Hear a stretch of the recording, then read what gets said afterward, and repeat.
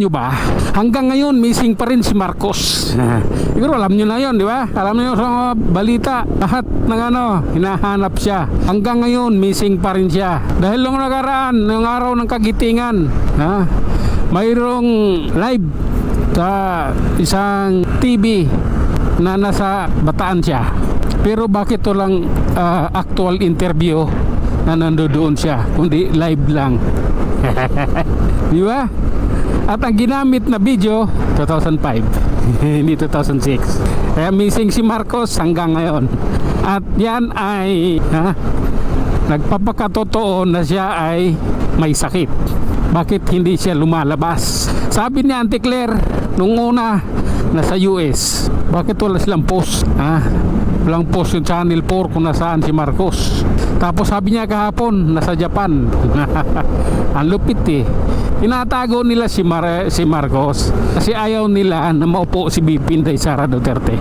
Kasi kung napanood nyo naman yung mga post ng mga abogado, lalo si Attorney Ruina Guanzon, diba? Hindi pwedeng kahit isang araw walang presidente ang Pilipinas. Hindi pwede yun, nasa batas yun. Nangyayari lang yun dahil tulad na sinabi rin, kasi Amy Marcos din nagkwento, diba?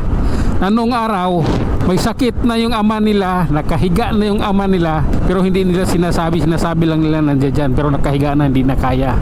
Hindi nila sinasabi sa publiko yun, tinatago nila yun. At yan ay maaari din nangyayari ngayon.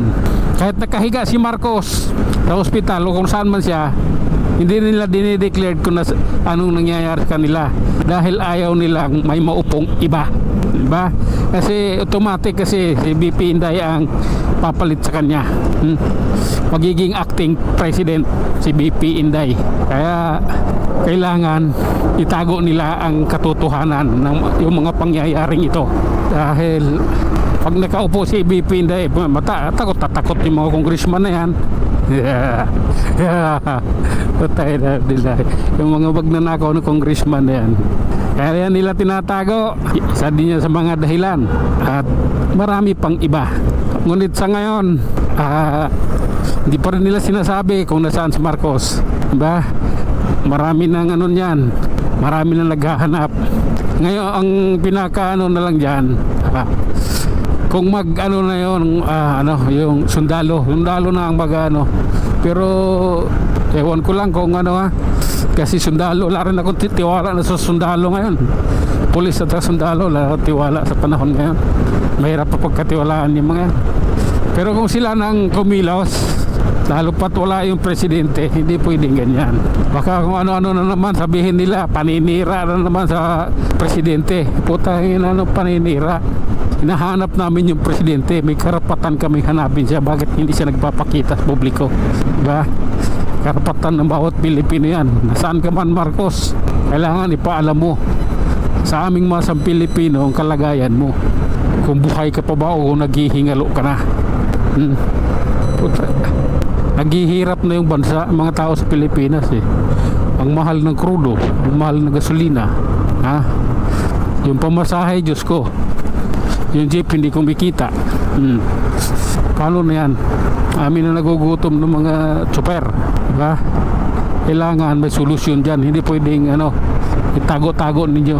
Maaaring ganun ang nangyayari. Tinatago nila si Marcos dahil ayaw nilang malaman na iba yung kalagayan nila. Dahil yun nga, ginawa na nila noon eh. Yung mga pagnanakaw ni Marcos na yan, ginawa rin yun ng aman nila eh. Ginayan lang din niya. Kasi noong panahon niya, alam niya na yung ama niya magnanakaw, isang kawatan. Kaya ginaya rin niya. Noong naging presidente siya, ginaya lang din niya. Like father, like son, ika nga. Kaya ngayon, ganito tayo. Ganito ang masang Pilipino. Naghihintay ng kapaliwanagan, ng katotohanan. Nasaan nga ba si Marcos? Yun lang, hanggang sa muli. Maraming salamat.